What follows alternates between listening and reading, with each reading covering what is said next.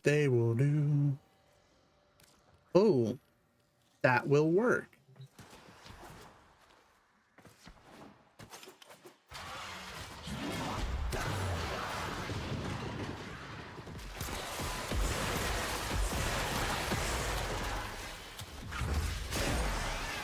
$6 mil.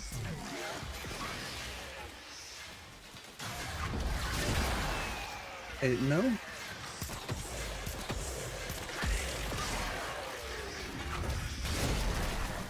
$18 mil.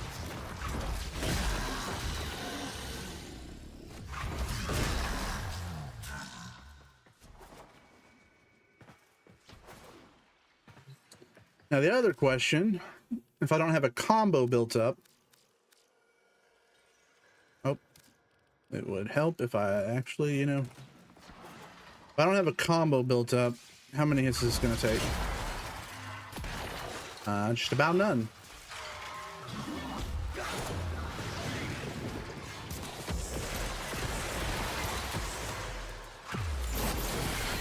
And everybody dies. Man, you gotta love Kalervo. Alright. Let's test it one more time. With Azethane. Like I said, Azethane has traditionally been my Kalervo weapon of choice.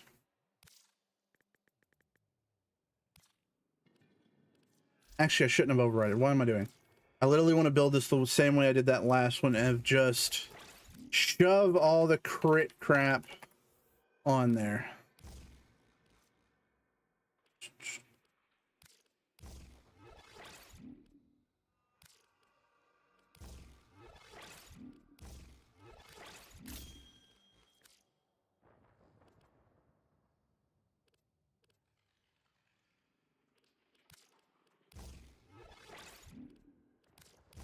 Load.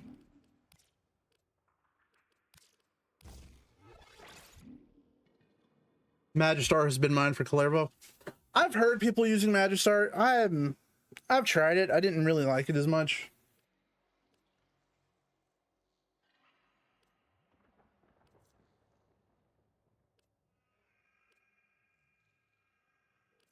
Why did I have that? Oh, that was for Northwind. Okay.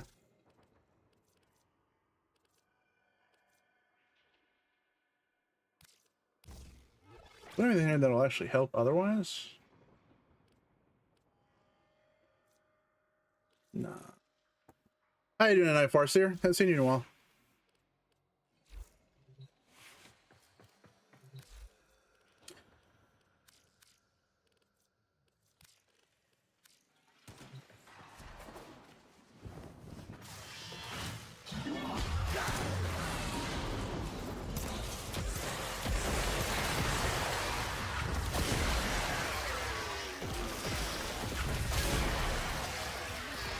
$14 mil.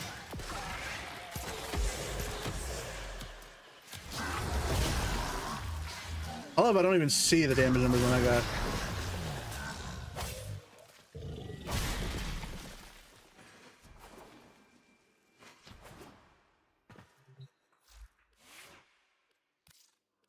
Yeah, I'm someone will change.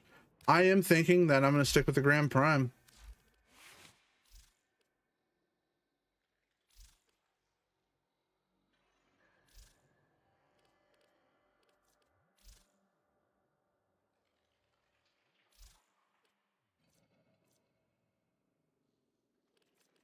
Which one of these was doing more? I think this is doing more initial damage. Let's see.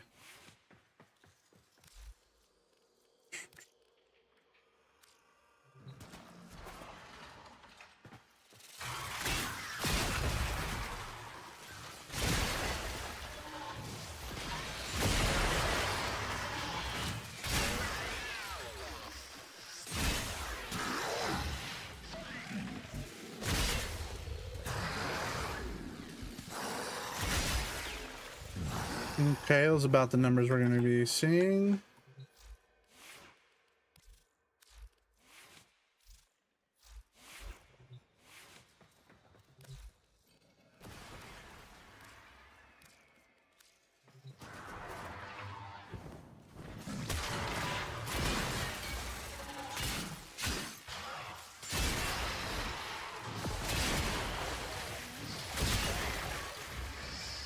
Oh, yeah, go ahead. Should be able to just join me. Damn. Yeah, that other build is so much better. Shocker when I don't just copy an overframe build, but do, or I was looking at the wrong build. So then, I wonder how much that is just that viral base. Man, you start learning how the damage calculations work, it fundamentally shifts how you think about modding.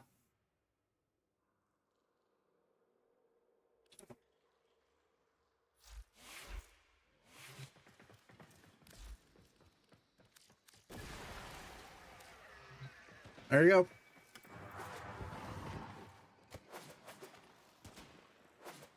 Oh, let me stay back or else homeboy's gonna start doing some shit.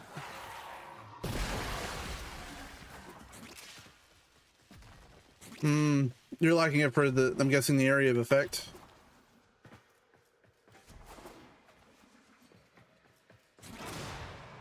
Yeah.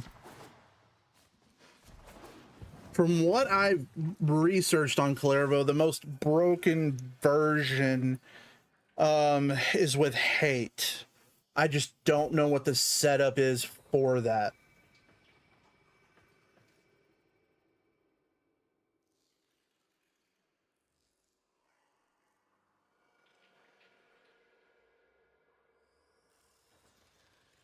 Yeah, from what I understand, the hate build with Clairvo will do will go negative. Yeah, hate's from Stalker. But yeah, from what I've seen or what I've heard, because no one wants to post a video of it or fucking share a build of it for some reason. And I really, to be fair, haven't looked too heavily on YouTube to see if I can find one for it. But from what I understand, hate will do negatives pretty easily with Clairvo. Clairvo also has no Archon shards right now. I don't know if you have any Archon shards on yours. I'm redoing all my builds. That's why I'm here testing right now. And that included removing the Archon shards off everybody and redistributing and redoing my Archon shard setups.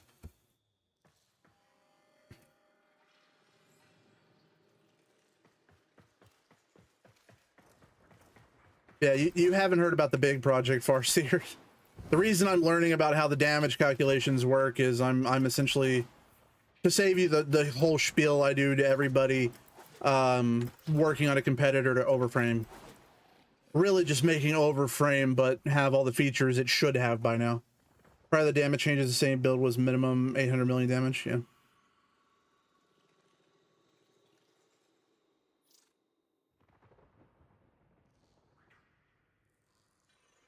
How much of it specifically is Magistar and how much of it is the build on Clairvo?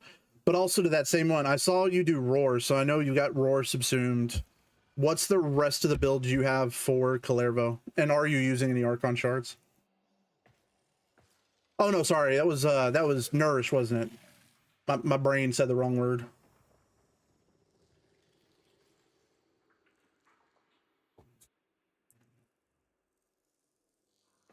I was thinking about Roar when I was thinking about the hate build, because I know one dude said he was using Roar for the hate build. That's why my brain just auto said Roar. Even though I knew the Uwu. I know the Uwu quite well.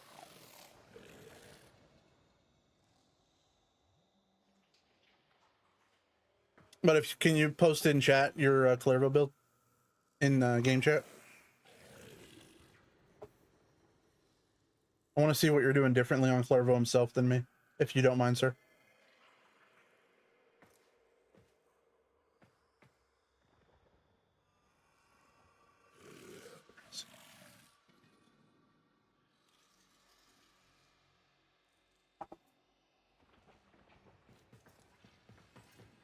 Okay, your choice, good sir.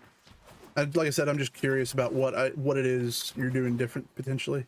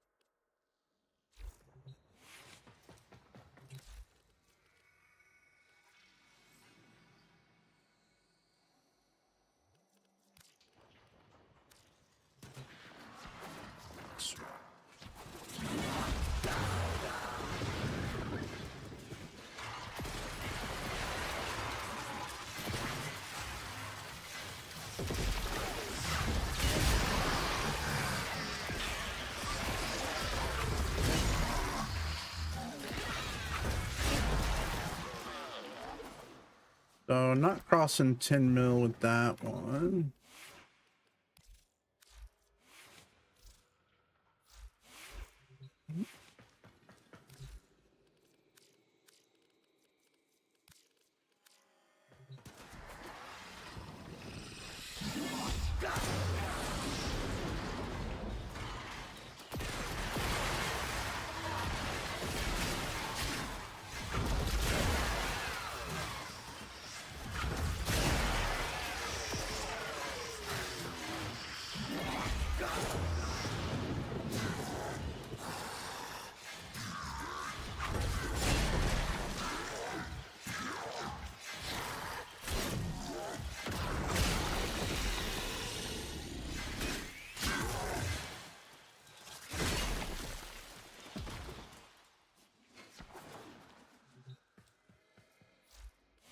Let's try it. Different enemy set real quick.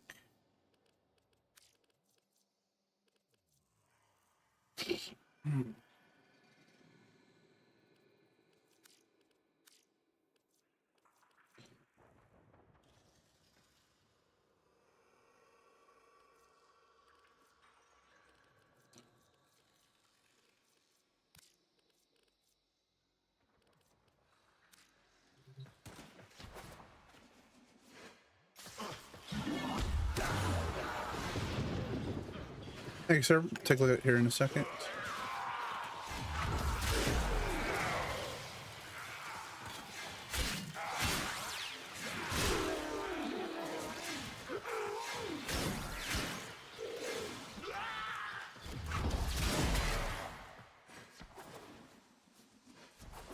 How's it hanging? Tell me, how's it hanging? Let's take a look at this real quick while we swap. Try the other one with this group.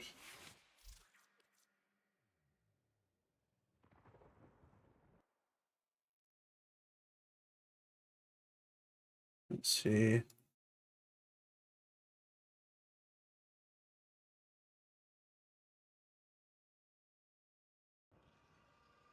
So apart from that,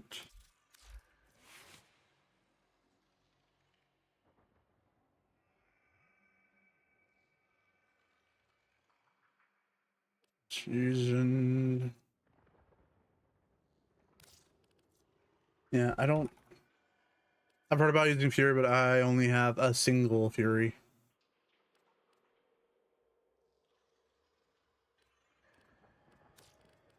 I know that would help a lot.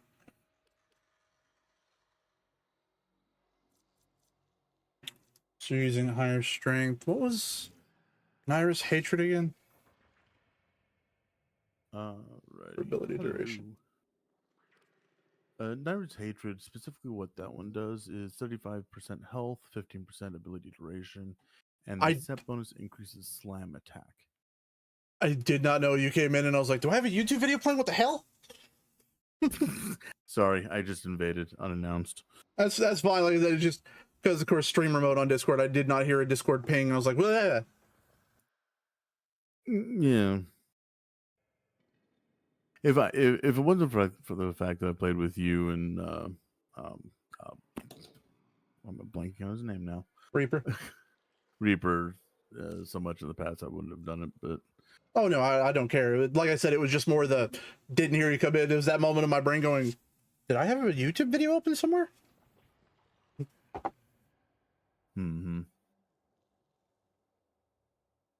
But yeah, I sent you all the key components to it. The reason why I sent it just as a Discord DM is just because it's faster for me to do it that way. I gotcha.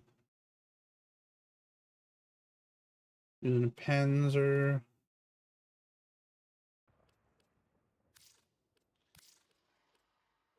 the reason why I chose Panzer in this case is specifically just as a viral spreader. By the way, a quick tip for potentially you for this. It looked like it does from my limited testing I did tonight, because the first time I've tested it. Heard from several people that Tenacious Bond overwrites Kalervo's final crit multiplier, which is higher. Not that I've noticed in mine. like I said, I've only lightly tested it, but it did seem that when I put on, because I have it on a Darza Kavat, when I did it with Tenacious, the crits I was getting were lower, and all the other parameters were the same otherwise.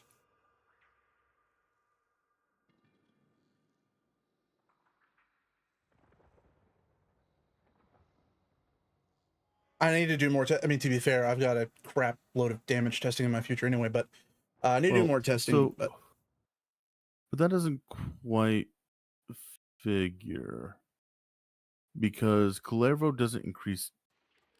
He only increases crit chance. That was thinking as well. So I'm not sure, but like I said, I don't know. I need to test it further because I have I wasn't really worried about the viral, so I was using, because I just redid all of my companion builds recently, and Darza was working really well for me with Clairvo. Yeah, I mean, you can really use whatever pet you want, just so long as because I'm using Tenacious Bond and it just fits well. The other thing is Tandem Bond, just so that the pet can build up my combo multiplier without me even having to think about it. Well, I'm one of the ones who I don't like. I love Calervo's kit in its entirety, so I tend to not subsume over anything in Calervo. I out the gate didn't really like his 4. Like the moment that he came out and I looked at him, like his 4 is kind of crap. At least that was my take. I've not always saying that it is 100% or anything like that. It's just it didn't really fit me. I love it because I can, especially anything high level where you have enough ad spawn, I can drop his 4 wherever I want and pretty much, especially with Collective Curse, instantly be at 12 times with no work, just instantaneous. And that means I have even more options when it comes to how I set up my pets for him. Yeah, and that's my version of that was just running Tandem Bond. Because with the Volpophila's spread, each one of those count. So I basically always sit at times 12. Even with spamming heavy attacks. Yeah, so that was my figuring. And to let you, and another big reason I took the Archon shards off everybody, pretty much, apart from a few, is I like Calervo's Archon shards were before purple Archon shards were in the game. So. Yeah, I actually have started putting in Archon shards outside of like yellow casting speed. I mean, mine was mostly like Calervo, honestly, before was almost entirely red, just to get his starting strength up to over 200% for Collective Curse, and then the crit chance, the melee crit chance on the res ones as well. But of course, the purple one, because of Clairvo's energy, is just automatic 50%.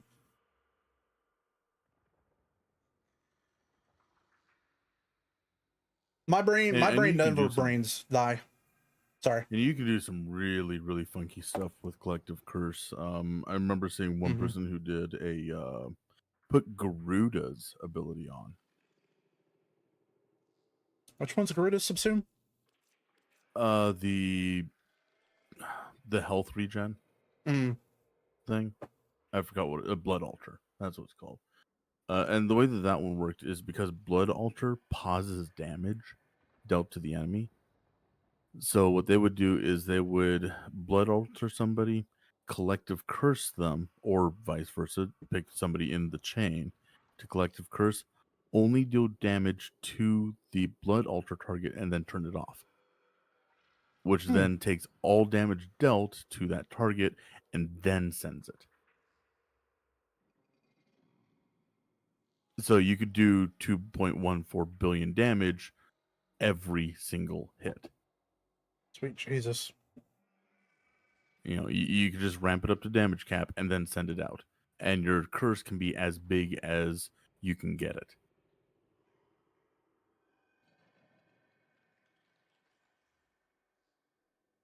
because of that damage pause.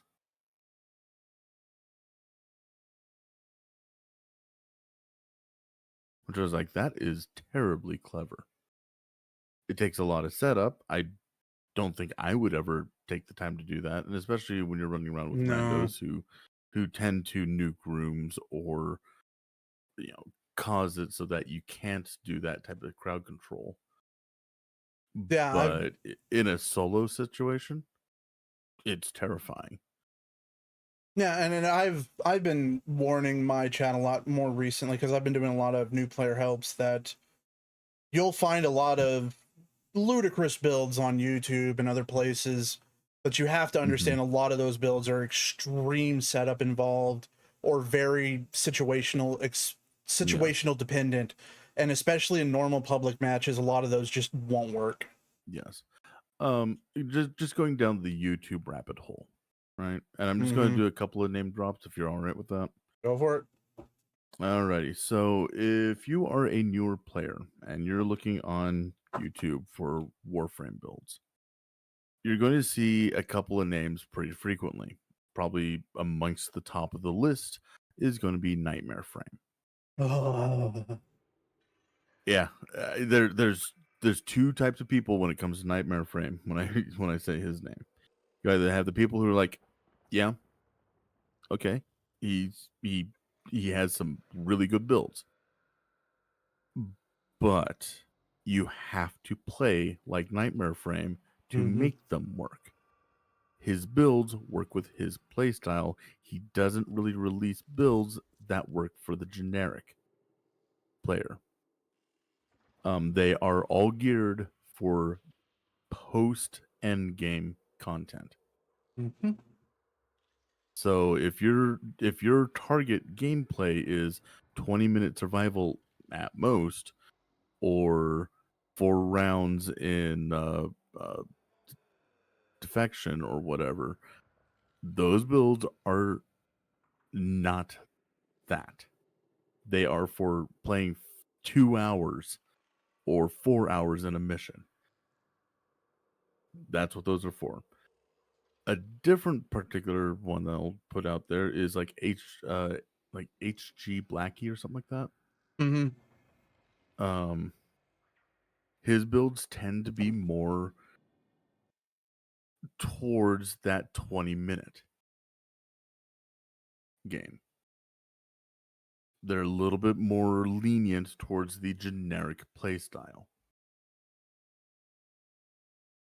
So you got to know what you're looking for. And since you brought up Overframe earlier, I keep on looking at Overframe, and because my playstyle tends to be more that post-late game, I'm like, ugh, I don't like these. There's inefficiencies. And I always warn people with Overframe. That's another big one I hit on, especially since I'm working on essentially an Overframe competitor, is Overframe builds are the first builds that go up that have guides. You can cheese it. And in fact, I did. My AX52 build is in second place because I put a long guide on it when there was no votes on any of the builds. And it was just the quickest, highest number in Overframe I could put together just to show how easy it is to cheese the voting on Overframe. And the votes never drop off. That's why frames like Dante are in S tier. Dante, when he released, I still wouldn't put in S tier, but he was good enough that people put him there. But after his nerf, he's still a good frame now, but it took a while to get back to being a good frame. But the votes don't change because they don't drop off. And then there's also the fundamental issues with how Overframe handles damage calculations. Like base damage calculations, they're fine with. Anything more advanced, anything with the newer stuff, like even Calervo's been out for quite a while now. They don't even have his abilities to where you can see what changes when you do stuff like up his ability strength. And melee, they don't have any of the melee arcanes affecting what the numbers show at all. Yeah. Yep. See, and this is why I actually really liked the older, before Overframe was Warframe Builder. They did Yeah. actually a really good job with that calculation. It hasn't been upkeeped in forever, so it's well out of date. Oh, I fully understand that though, because once you start getting into how you have to do one of these, oh Oh boy. yeah. Oh yeah. Just getting the data, which it's nice that DE has a public export of the data. Yeah, but It's deciphering that fucking spreadsheet is insane. no, it's I'm getting it from what like their app uses, which is all JSON files. Oh, okay. Yeah, okay, you're doing it that Which way. is a completely different son of a bitch, because the key file that has all the actual links, because it has a hash of the file at the end of it, is in an LZMA format, compressed format for 12 lines of text, which hurts my brain, and it's broken LZMA. So every programming language has pretty much has a library for that compression. None of them work because it's broken, and the only way to do it is with because it's 7-zip. spaghetti coded at this point. Oh, and then the JSON files are all broken. I had to write code just to fix their files before we could ever work with them. Or my favorite, we've started damage testing, and we've already found issues where the numbers you see in game, and this is with very little mods, with just base level mods, you already start to see huge edge case issue. Not to be fair, I say huge. They're only like 2 or 3 points off, but when you're when you're trying to do all this, yeah. Well, it's one of those where a 1 and a 3 may not seem like a big difference in numbers, but you get down the line in math, that gets to be a very big number. Thankfully, I'm fairly certain I figured that initial problem we found out is just floating point rounding issues. Because the game only ever displays, I think, 1 or 2 significant digits, whereas, you know, the numbers could be much, much more. And so you get some weird... How far down that decimal point does it go? Yeah. I actually have a friend of mine, he's in college, he lives in Australia, he's in college for mechatronics. And so he does a lot of math. So he's actually he's figuring the calculations. He's going to hand me a Python script to do all the damage calculations, saving my brain having to do the math side of things. Yeah.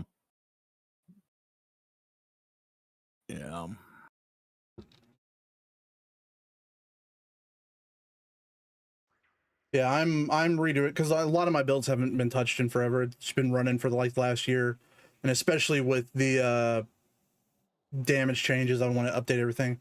And again, because of the amount of new players I've been helping recently, I've been working on what will be a spreadsheet on Google Sheets of just all of my builds, because you always have the people who ask, you know, can I get a copy of that build? And so all you have to do is, and it'll be an Overframe link for now. Because I tell people Overframe is great for sharing builds. That's about it. Or planning forma. It's a great way to plan out how much forma you're going to need to do and where you need to put it. Yeah. And that's about it.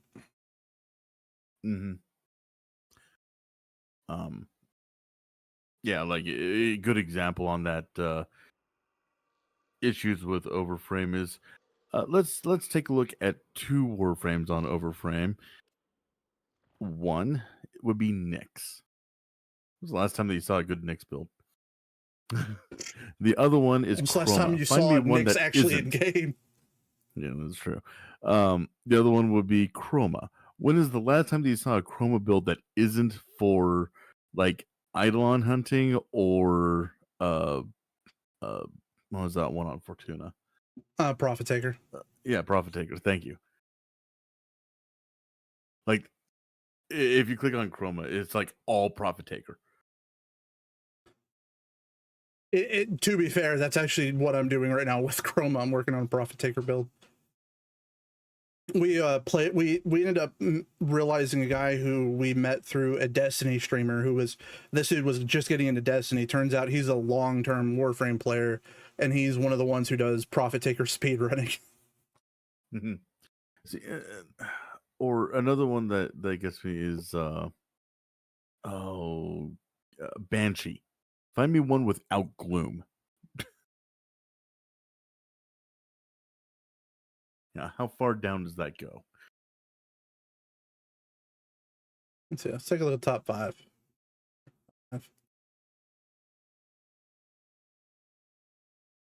Bloom, bloom, bloom. Up. Wait, 4. really? Yeah. Wow.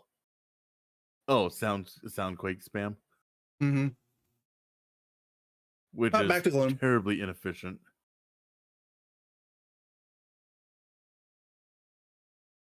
After they nerfed that into the ground like 8 years ago. Although I love Wiltings. He's the guy I'm talking about who's a Profit Taker speedrunner, and love the dude, but he's one of those ones who, like, I'll have a new person like Vi asking, hey, you know, is this a good frame? Should I go for this next? Should I, you know, farm this next? And I'll be like, that's not a good frame. I wouldn't do it. And Wiltings will be that guy who's like, no. If you do this specific build on it, it's OP. It nukes. I'm like, yes. And how many parts? How many primed? How many rare arcanes? What type of companion? How many archons?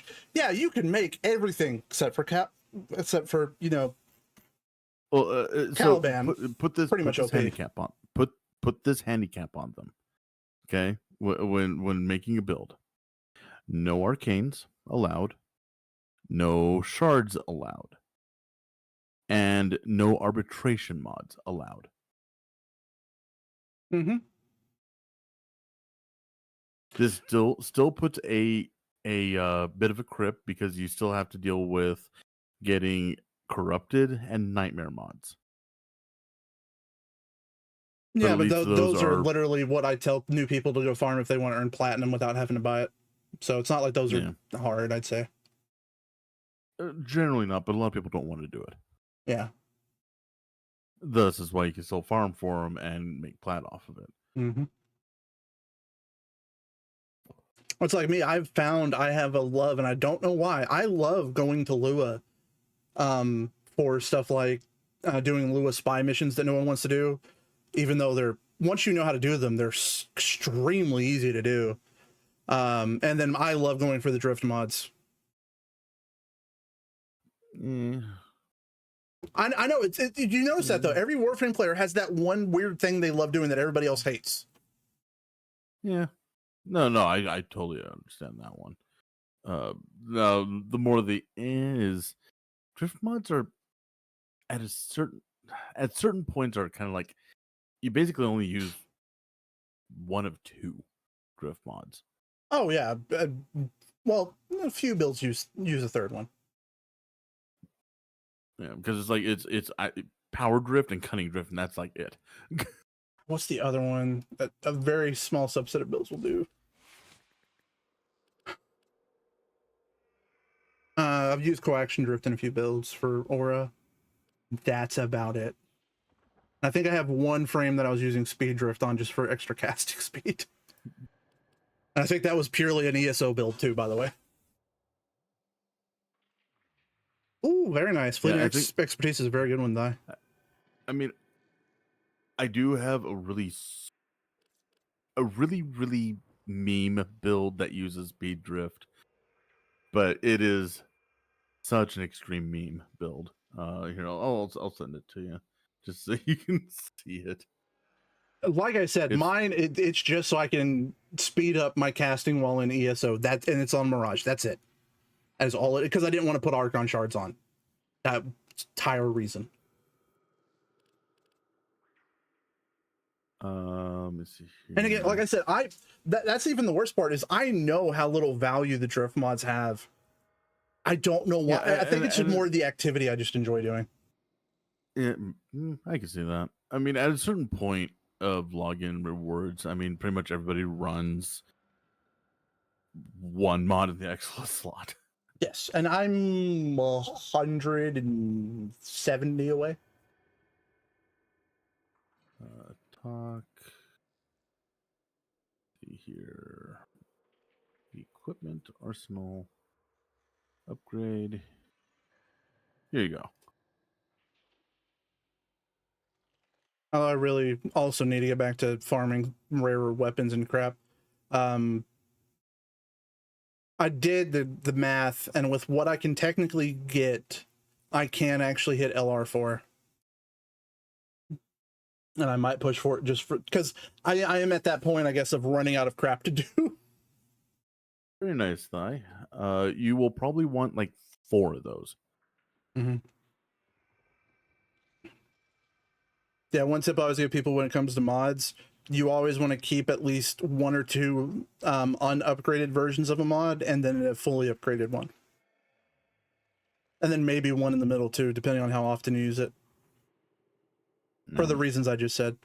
So with fleeting expertise, and this is a very specific mod where you definitely want multiple of. There are a few others that you want multiple, but fleeting expertise you want 1 at rank 2, rank 3, rank 4, and a rank 5.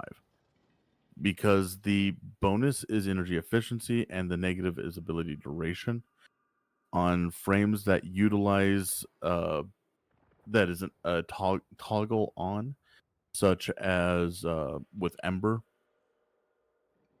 where it's a constant draw on your energy efficiency and duration go mostly hand in hand. So putting fleeting expertise on those frames gives you a net 0 mostly. However, if you want to min-max the amount of mod slots to get the 75% efficiency, throwing in a streamline for let me see here, 25%, I believe it is. Yeah, putting one at 25% and then throwing in a rank 4 fleeting expertise at 50% will get you the cap of 175 efficiency with the least amount of ability duration negative. And also on my point with multiple of each mod is there are times when you're working on a build, you won't have the capacity yet, especially if you're not, when you're relatively new, your initial starting capacity, of course, is can be quite low. And so having a rank 0 of a mod to just throw on to get a little bit of a help and boost on that frame, especially if you're just leveling by doing star chart, it's very useful. A lot of people just delete the entire stack of all their duplicates to get that extra indo. But I always save at least 1 or 2 rank 0s of pretty much everything just for those instances where you need that, or you don't want to shove another format into something. The way that I always did it when it came to selling off duplicates is if it's a maximum rank 5 mod, I would keep 5 of them. If it was a maximum 10, I would keep 10 of them. That way I can have 1 at each level. Yes, I know that's a lot of endo. It's a little insane. But it's not like I actually made them at each level. It was just so that I had that capacity if I needed it to be. And there are some mods you will see here that I have a lot of different capacity or a lot of different levels of. I think Constitution's a big one. Yeah. Like I think I used to have even more. I had another one that was, but I think I maxed it and sold it. That's another one that I've done that with very heavily. And I did get my Hildren to level 30. Still have no clue what I'm doing though. Just play with it. Hildren's a relatively simple one to use, especially if you're not using very specific builds like Blazing Pillage and stuff like that. If you don't have access to that augment and you don't have the platinum to trade for it.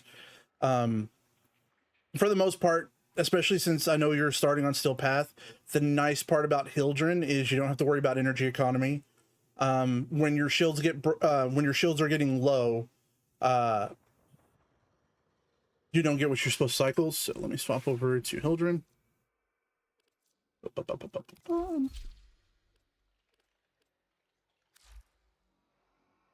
So with Hildren, pretty much you want to just have Haven on.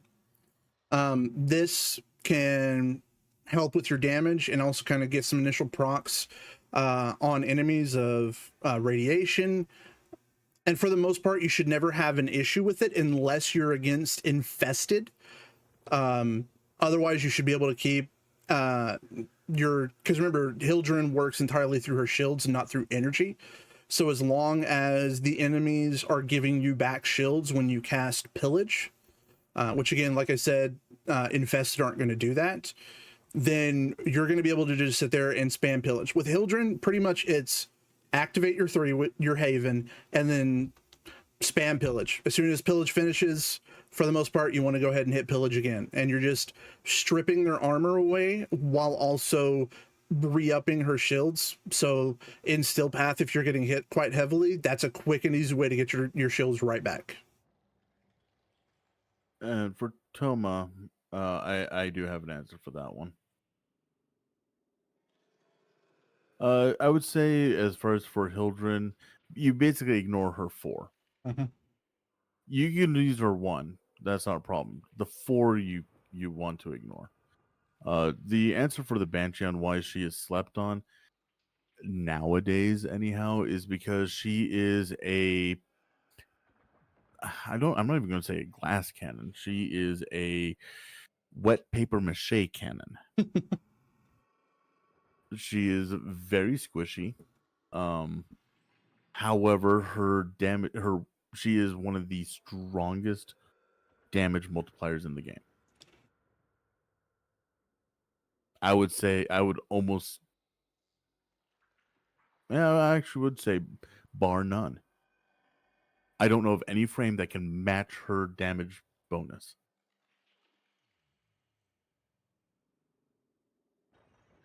You'll find there's a lot of frames that people just don't use because they're not the big bads. Easy. They're not the ones that, like Revenant. Why is Revenant the most used?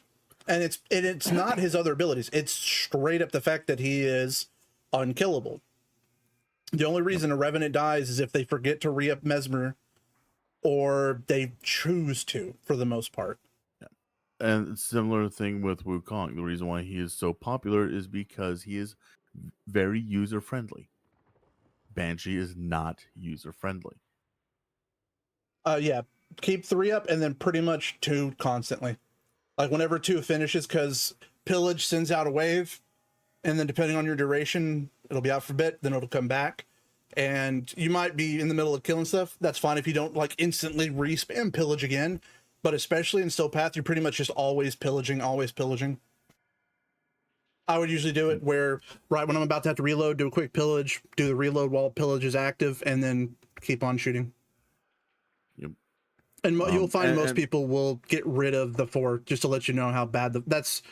Most frames will have 1 ability slot where it's like, that's pretty much the get rid of it, swap it out with something better.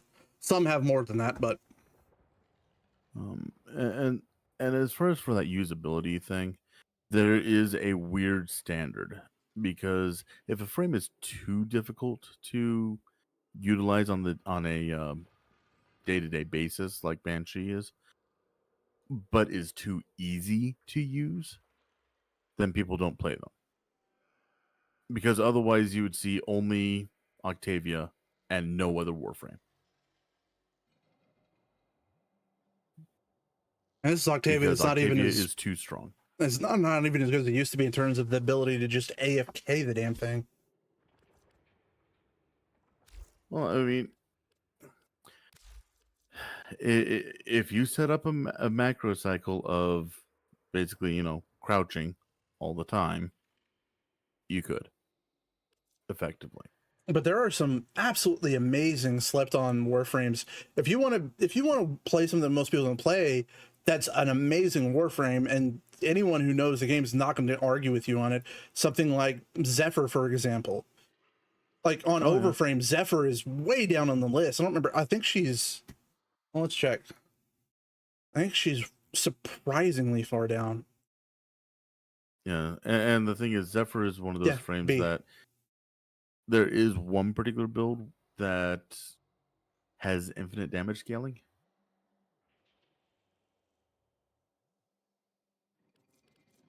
If you really want to play it that way, outside of that, she's basically immune to range damage, barring, the napalms. You take that out. She can stay up in the air and force it to always be range damage. She can gather enemies. She can get a weapon damage bonus on those enemies that she gathers. Great frame overall. Um, And this is a very basic Zephyr build, and it's one Forma. yeah, Zephyr you could actually run with 0 Forma. Mm-hmm. Um, One I've recently fallen in love with, and this is one of the reasons I love Deep Archimedia, is forcing you to play with frames you don't normally use. One that has become a frame I utterly adore using right now is Haro. You know, I got him, leveled him up, and like, threw him in the vault, pretty much never touched him. Had to use it for Deep Archimedia, and now he's become a frame that I absolutely love playing. It's a very active frame.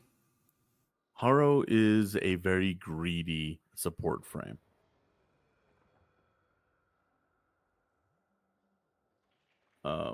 I love Haro. I mean, you've seen me play him. Yep. You want a funny thing? I'm not the only one. Reaper, he has pretty much began maining Frost. And that's entirely because of the Deep Archimedia. The funny thing was, it was in the end, we realized it was really because in our Elite Deep Archimedia run, we did that when he had to use Frost. We had an Octavia in the group. And so he was getting the biggest crits he's ever gotten in Warframe. Yeah. Frost, this last damage update got that huge buff by making cold stack to freeze. That's what made him much better. I have always tried to make his ice wave be his primary thing, and that allows it to be.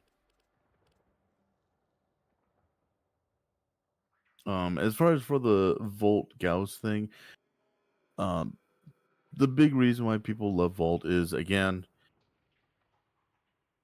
the fairly easy to use, is meta in several different fields, is a team buffer, whereas Gauss isn't. Not so much. So that's probably one of the major reasons. I did buy Death Cube. No. My suggestion, Sedge, is with Death Cube, get the mod from Cephalon Samaris. Energy generator that you got there. Get that mod. Thank you for the bits. Nerf Octavia. It's the only way that they could really nerf Octavia is to change metronome. Really, that would do it. I am to this day shocked that even a light nerf has not happened yet to Saren. Oh no, she's been nerfed before.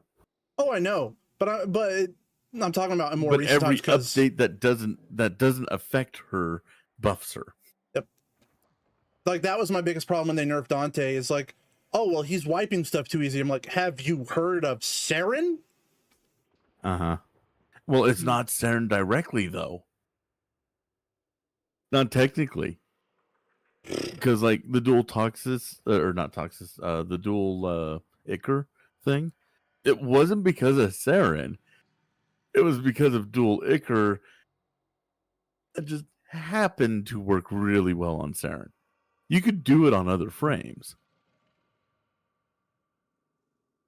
It just worked better on Saren.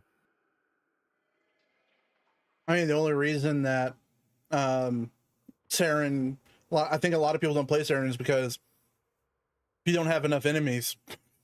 And it's funny that she is a frame that really needs a shit ton of enemies. Like, without enemies, she's still good, but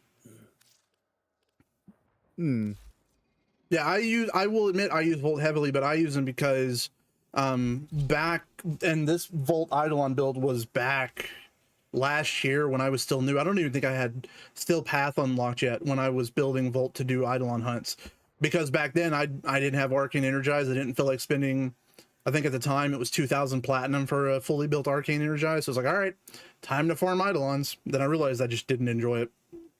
Another Warframe, if you want to, one that doesn't get picked very often, but is actually a really good and fun frame, go grab Oberon.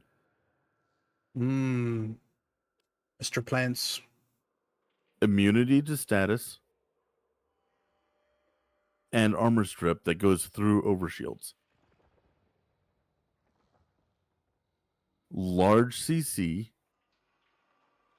can heal, not just self but party.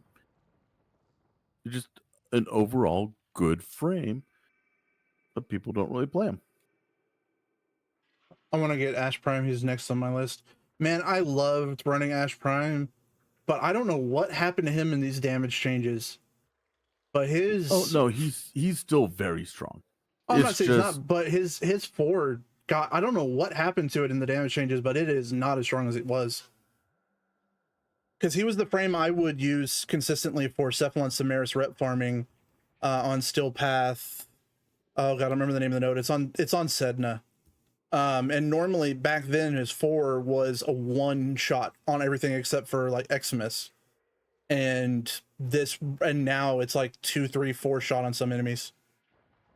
Especially Eximus. That's why I swapped over to using Loki for it.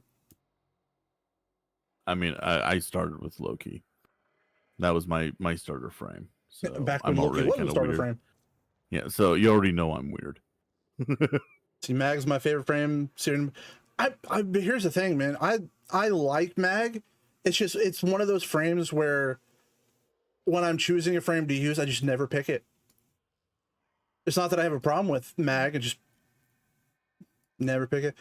Korra looks super fun as well. I love Korra. I wish she was better at other things, but she is my favorite frame for any time I have to defend a point. Whether that's defense, mobile defense, and my favorite is interception. Korra got me through Still Path because going to clear the Still Path star chart, pretty much unless there was a oh crap, what's it called? That Still Path thing. My brain's not braining. What, the stalker? No. I don't want my brain's not braining.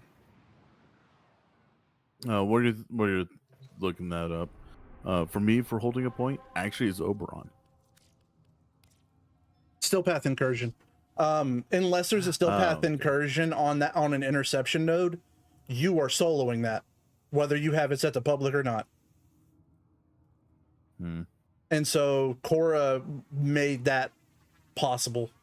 It was very much just drop the dome at the first 2 points I'd pick, and then unless they swapped where they were attacking, and I would not kill stuff. Like normally you get yelled at, but of course I'm solo, so I don't get yelled at for not killing stuff in my Stringle Dome. And because I'm not killing stuff, more stuff doesn't spawn in. Korra made those nodes able for me to do by myself. Doing a very similar thing, one that I think is absolutely hilarious to do, is now this takes a lot of setup because you need Magnus Lockdown and Aggress. But Haro, you just pull them all to a center point and then chain them,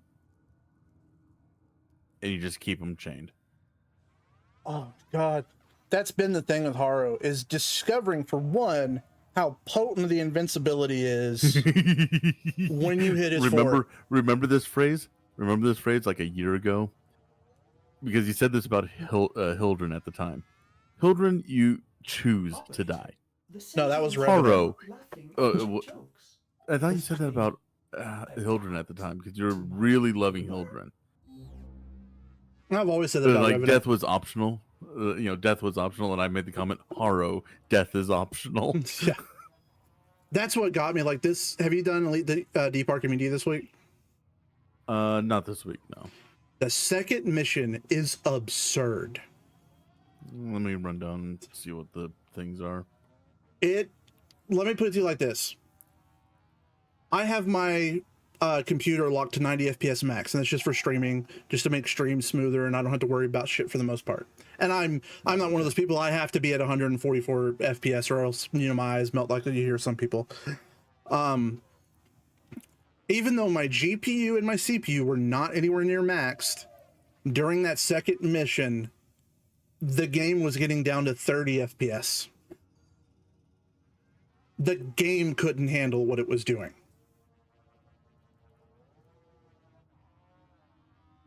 So I started when Haro was in Prime Resurgence. I was really loving the game and didn't understand relic farming quite yet. It was like day 3 for me playing, and I bought him. His shackle was so fun, no regrets. Yeah, when you realize the fact that everything pretty much can get chained up by Haro, Though, I will say, not as many things can get chained by Haro as Korra's stupid grouping. That thing works on things that it really shouldn't work on. Entangle works on things that it should not work on. And last longer. Haro's chains do not last as long as what Korra does. She is, again, another reason why she made those missions so much easier on Still Path. It's just that when an Acolyte would spawn, I'd be like, you stay there for a few minutes, thank you. Though, unfortunately, diminishing returns. Unfortunately. But yeah, Haro, with running him on Elite Deep Archimedia, only time I went down is when I wasn't paying attention to the game for a few seconds. That was it. Mm-hmm. Granted, he is a very active frame. Oh yeah, and especially like if you're doing base abilities, which is completely fine on Haro. His kit is one that you can run it that way, no qualms. I did subsume off an ability, but that was just because I thought it was really funny. But yeah, keeping the 4 active, keeping the 3rd ability active, keeping things chained so that you can get your headshots, or just tying up the enemy. And then of course keeping your 2nd going and timing when to activate it.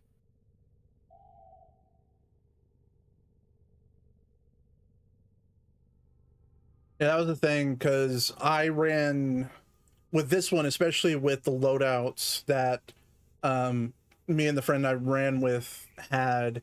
We did the cheese method for Elite Deep Archimedia, where only one of you actually does the stuff at one time. The other one just runs everything they want.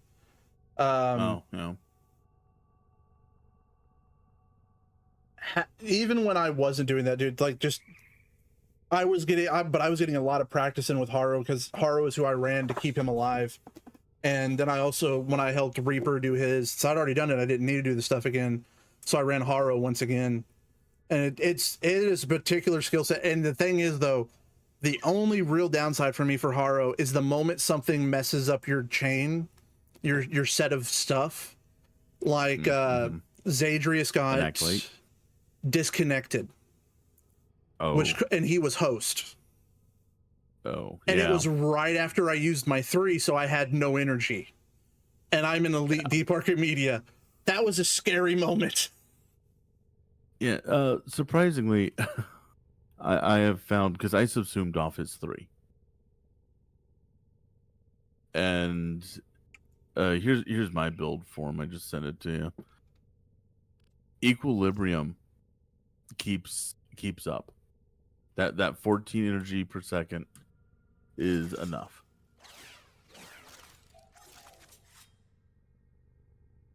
Breach Surge. I have been finding so many builds we're running Breach Surge just for the lulz these days, I swear. Oh, you want to know one that's really bad for Breach Surge for the lull? This one. And this might tickle Toma's fancy. Oh. And Banshee was healed, the Breach Surge. Well, take a look at Sonar.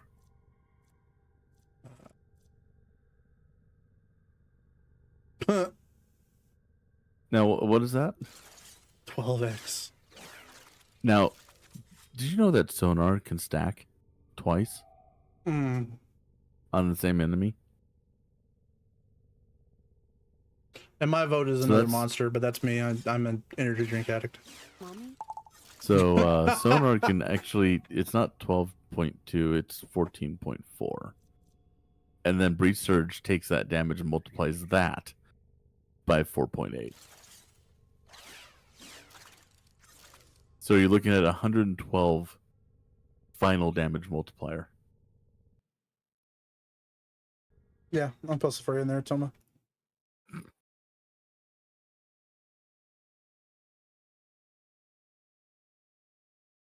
You want to study this? It is a lot of fun. It is still a glass cannon. Silence is your bread and butter for staying alive still. But yeah, it's a lot of fun. You have to be very active to keep yourself alive.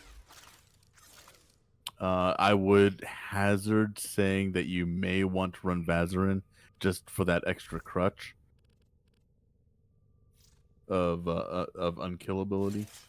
Toma, never, if you see a build with prime sure footage, don't ever worry about prime sure footage. It's nice. And the only time prime sure footage is like almost a necessity is if you're going to level cap. That's really about it. Because when you're getting up to level cap, going down for any amount of time is usually, especially if you're solo, is usually pretty much the end of it. The two mods that I would say to put in its place is either handspring or power drift. Handspring will get you back on your feet faster. Power drift will give you a 30% chance that it's prime sure-footed.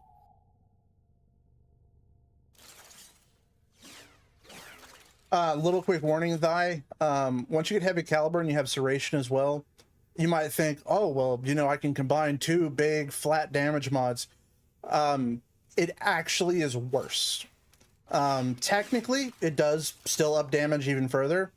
But once you start to understand how mods or how the game calculates out damage, both of those are added together at the very start of damage calculation. And so they add in the same steps. So they'll go up to, let's see, one of the really important thing to think about always with damage is your baseline. So where the weapon is with no mods on it is 100% damage. So everything else that adds a percentage adds to that 100%. So serration at max is 165%. So that means your base damage is multiplied by 265%. So if you add heavy caliber as well, that adds another, so that goes up to like 400 something. So the thing is, if you were to swap out that heavy caliber for, say, an element, right? So 90%, say Stormbringer, 90% electricity, that is its own damage calculation steps that adds to the initial 100% on its own, and then those come together. So never combine serration and heavy caliber. There's 100% of the time going to be a better thing to use than the combination of those two. And yeah, I would eventually make a video going over that, but if you want a basis for the damage calculation to understand that stuff, the best way to understand it where you don't go into the actual math, because going into the actual math is mentally painful because of, I'm going to say this very simply. There's a lot of steps that are just there to lessen the server load in terms of what is sent back and forth. I'm not going to go into what that is, but for those who know, it's the quantum part of it. All the damage is quantized, but you don't need to worry about that. But if you want to understand Warframe damage calculations, the best build I found so far is from Mech Engineer. Or the Engineer. His damage calculation video does it very simple. It still looks like a lot of math, right? But this video is, in my opinion, the best way to get an initial primer on how the damage calculation works and kind of tips and things to avoid. Like there, he shows what I was just talking about of the initial 100% damage, and then those two mods adding 165% each, and you get 430%. And then he shows it. Whereas if you go for, say, primed cryo instead of heavy caliber, the end is 702% total damage instead of that 430 for the same amount of mod slots. Yeah, that is an amazing video if you want to get a really good primer on how the game figures out your damage. So what all these mods kind of do together, mostly for weapons. Warframes are much more straightforward. There are weird things that can happen, but modding Warframes is really about figuring out what mods, or really what thing affects your abilities the most. So some frames really want high strength. Some frames don't give a crap about strength. Some frames want high duration. Some frames want negative, or what the community calls negative, which is just below 100% on certain abilities, like using Nova for defense missions. You want negative on her. Is it? Oh crap! I can't remember which. Do you remember which stat it is off the top of your head? For strength. So Nova wants negative strength, and instead of her ability slowing down enemies, it speeds them up. So when you're on a defense mission and you're on one of the bigger tile sets where enemies are far away, that take forever to get to the defense point where you might be sitting to defend and kill things, her ability can speed them up getting to you. Which, if you're playing with a map wiper, it's kind of a moot point. But there are frames that actually want lower than 100%. So modding for Warframes is really all about figuring out what you want to do and what your abilities are affected by. And for that, you just start throwing mods on there and see what numbers change and how they change. So did you post that build in your Discord? Yeah. It's posted in Klim's relay. We actually just did a Warframe section. I think Reaper would have given you yeah. Reaper gave everybody he knows plays Warframe that new Warframe role when we did that this past weekend. Toma, I just did this just to kind of showcase. So the picture that I just posted, I just took that screen cap.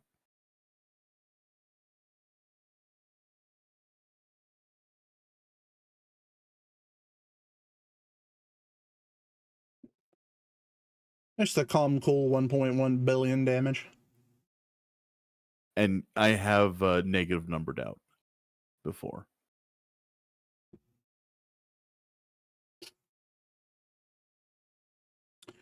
And for those curious, when we were talking about negative damage numbers on enemies, because of how programming languages work and how numbers are stored in computers, a lot of times you can make a number far too big for that specific method of storing numbers. And so it technically runs out of room and it rolls over into negative. So the max for those damage numbers, I believe, is like 4 billion something, but that's split between positive and negative. So after you hit I don't remember the exact number, but it's like over 2 billion. 4.28 billion, I believe. Yeah, it rolls over into the negatives. Yep. And also, just as a note, I had Prime Cleanse Orican on when I took that picture, so that's not even getting the bonus to Murmur.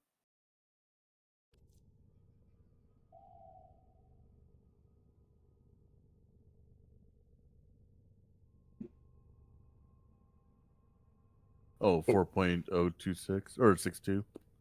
Yeah. And so the number you got to cross would be half of that, because again, it's split between negative and positive numbers. Half plus 1. Yep.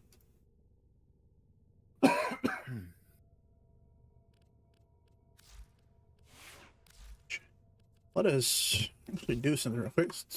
A lot of talking, which is fine. Let us do this is information hour. I popped in. Oh no, you don't want to know how many nights I'll be like, all right, here's my plan for tonight. We're going to work on this. I'll work on it for 20 minutes, and then someone will, hey, can you help me with this? And then the rest of the night just turns into other, which I'm fine with. I love it when people ask for help, because it's what I enjoy doing the most.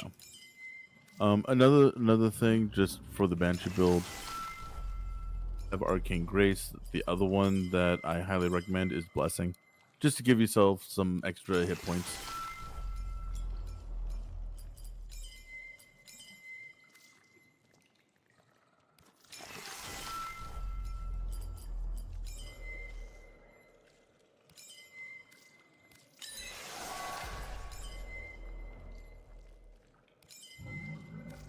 And if you were wanting to do endurance runs, then Arcane Barrier.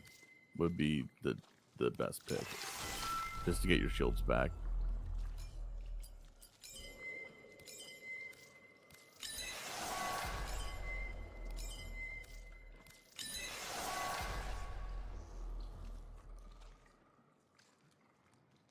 That's what, 200% melee crit? Yeah. Very nice.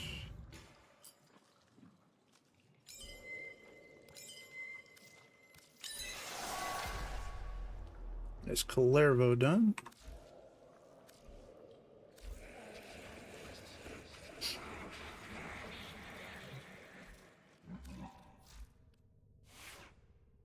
And yes, for anyone wondering, it always does feel good that moment you have a full set of Talon Forged in one of your favorite frames.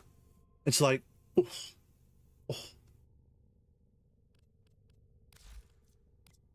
It's funny, Zaku's my other favorite frame, which is why you haven't got to hear this yet. My anger at Sevagoth Prime. It's supposed to be Zaku. Why is it Sevagoth? Dude, I was so ready for it. I was so excited because my two mains right now are, and although Haro is encroaching very heavily, are Calervo and Zaku. They're my two favorite frames to run. And I was so excited for it. And then when they showed on TennoCon, when they showed Epitaph Prime, I was like, motherfucker. Instantly knew that it wasn't going to be, I instantly knew it was going to be Sevagoth, and I was so pissed. Would you have been even more pissed if they made it like Lavos Prime? No, You know, probably really it would have been the mess same. with It'd have been the same for me. It's just, I was like, everybody was saying it was going to be Zaku. I was hoping it was going to be Zaku, because neither of my favorites have primes yet, and I was so excited for one of them too. And I was like, yeah.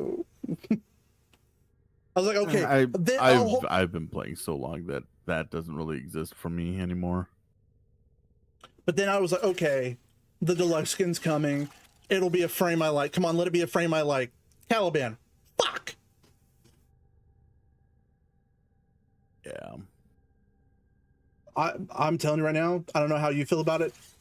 Pablo is going to have to cook the hardest that man has ever cooked for that frame to be good.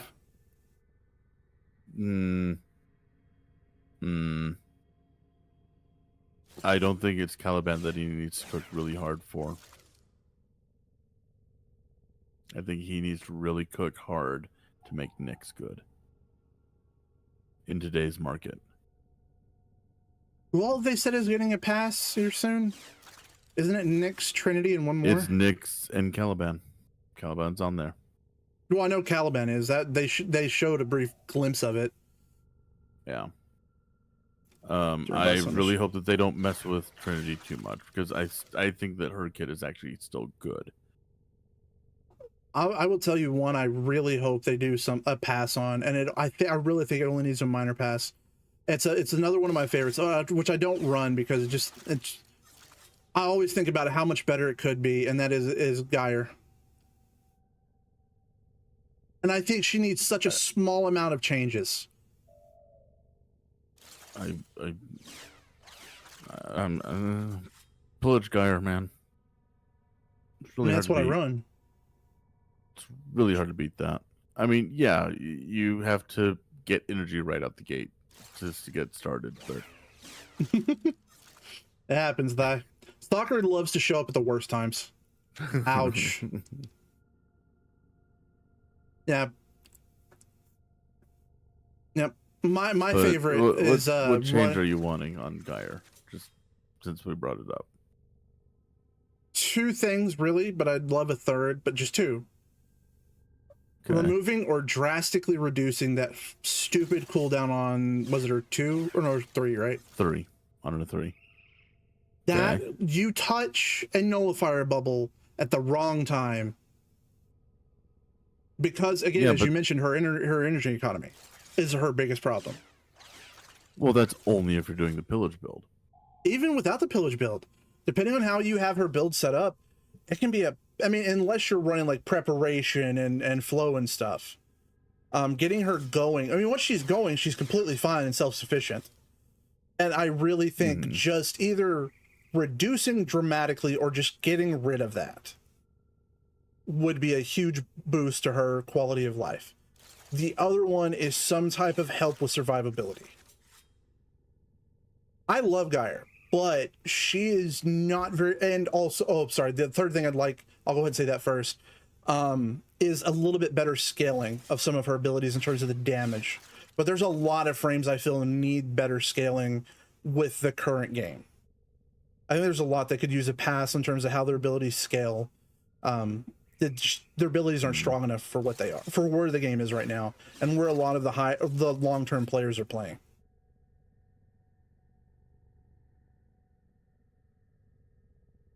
See, my answer as far as for the energy economy, like if you want to kind of do the pillage build and kind of overcome it a little bit, is running both of the arcanes for that. Obviously, energize being one of them, and then the other one from Citrine's place. God, what was the name of that? Which I really need to farm more. Mostly because I really need to get a second Citrine for subsuming. For completionist reasons. Well, what is the name of that one?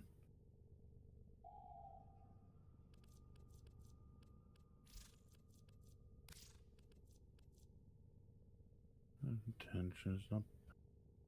Arcane Steadfast.